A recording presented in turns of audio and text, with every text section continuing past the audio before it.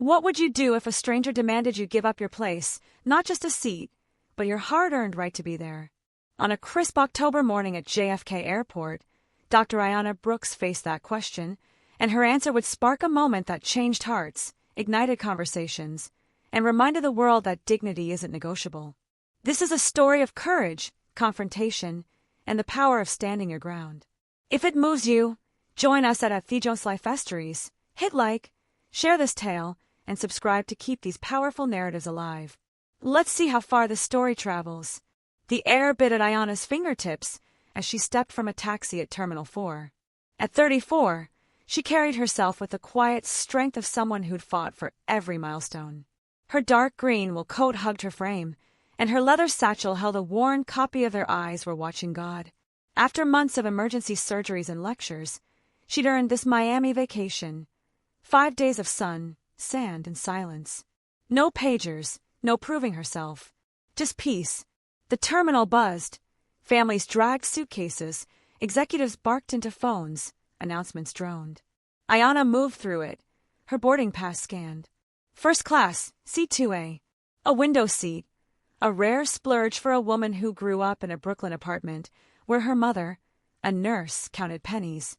A plane ticket that expensive, her mother had gasped. Mama, I'm a doctor, Ayanna had said, smiling. I sit where I want.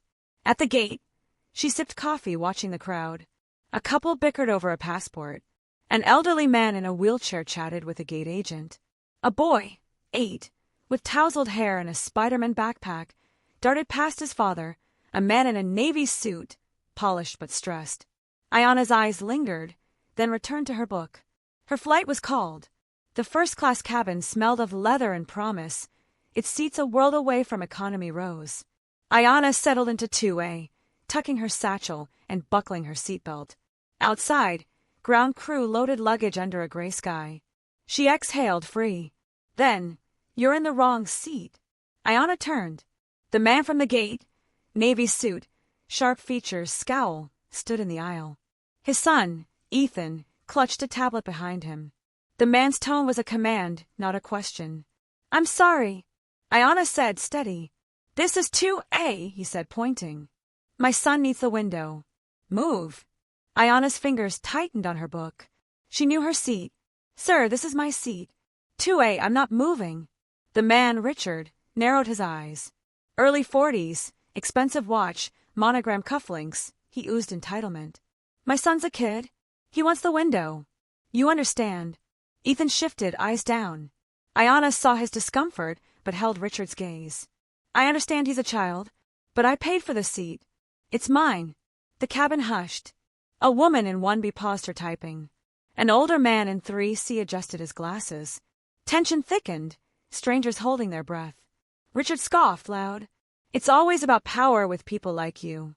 No decency. People like you. The word stung, familiar from boardrooms, lecture halls, where colleagues mistook her for a nurse, not a neurosurgeon. Her cheeks flushed, not shame but frustration. Harvard-educated, board-certified, lifesaver, yet here, reduced by a man who didn't know her. A flight attendant approached. Her name tag read Jordan, mid-20s, nervous smile. Is there a problem? She asked. She's in our seat, Richard said. My son needs the window. She should switch. Jordan glanced at Ethan, then Ayanna. Ayanna held up her boarding pass. This is my seat. I'm not moving. Jordan nodded, hesitant. Richard turned to the passengers. It's a kid. She's difficult for no reason. A woman in 1A whispered. Is she causing trouble? The man in 3C frowned, silent. Ayanna felt their eyes, judging. She'd navigated this her whole career. Only black woman in the room, always twice as good for half the respect. Now, on her escape again. Ethan tugged Richard's sleeve. Dad, it's okay. Richard waved him off. No, Ethan. She wants attention. Ayanna's jaw tightened. She wanted to dismantle his arrogance, but anger would confirm his narrative. I'm staying, she said. Jordan, flustered, mumbled, I'll check with the captain, and hurried off. Richard sat in 2B, muttering. Ethan took 2C, tablet forgotten. Passengers stole glances. Ayanna stared out the window, book unopened. This wasn't just a seat. It was her right to exist. Jordan returned, posture firm, voice steady. Sir, Dr. Brooks has every right to her seat. Tone and entitlement aren't our airline's values. Richard gaped. Doctor? You're joking. Ayanna stood, commanding.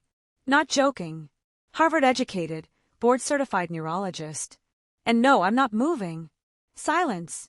Jordan faced Ayanna. Dr. Brooks, we apologize. Champagne while we board. Ayanna smiled, dignified.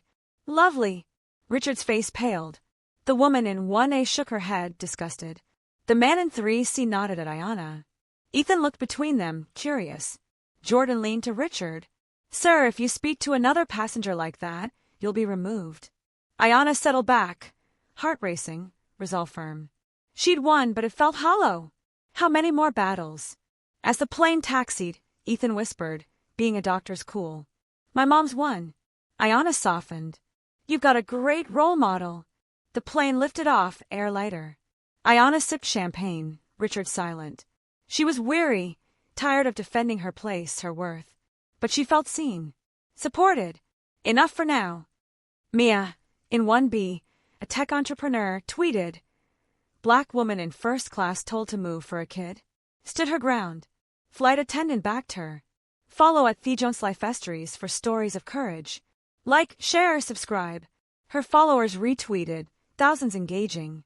Jordan, serving drinks, felt pride. She'd swallowed passenger snaps before, but today she'd spoken. She smiled at Ayanna, solidarity. Richard stared at his tray table. He wasn't used to being challenged. Ethan sketched a brain, inspired by Ayanna. Richard's stomach twisted, words failing. Ayanna's mind drifted. Her mother's double shifts, her first day at Harvard mistaken for a janitor, a patient's grateful tears. Each moment built her, each cost her. Ethan leaned over. Do you fix brains? Ayanna chuckled. I help people with strokes or injuries. Cool, Ethan said. My mom's a pediatrician. She sounds amazing, Ayanna said. You want to be a doctor? Maybe. Or an artist. Brains and art. Great combo. Richard overheard, discomfort growing. The woman in 1A leaned to Ayanna. I'm sorry for assuming. Ayanna nodded. Thank you. Mia's tweets exploded. 10,000 likes. A passenger in 4D told Jordan. That was brave. Jordan blushed. It was right. On descent, Ethan showed Ayanna his neuron sketch. Accurate, she said, impressed. Can I show my mom? Of course. Richard muttered, Let's go, Ethan, as they landed. Jordan approached. Dr. Brooks, thank you for your grace. I've got your back. Ayanna smiled. Thank you, Jordan. At the gate, Mia said. Dr. Brooks, I tweeted it. It's viral. Okay. Ayanna paused. Viral. Yeah, Mia said, showing her phone. At @TheJonesLifeStories is blowing up. Like, share, subscribe to spread courage. Ayanna nodded, proud yet uneasy. Her mother called. You made us proud. Just wanted my seat, Mama. Ayanna laughed. In her Miami hotel, Ayanna scrolled comments praising her and Jordan, though trolls called her entitled. She closed her laptop, resolute. This was about her right to be. Richard sat in his office, Ethan's sketch haunting him. Ethan told his mom, she fixes brains. The story spread, sparking debates. For those who understood, Ayanna's stand was a spark. Follow at @TheJonesLifeStories. Like, share, subscribe to inspire change.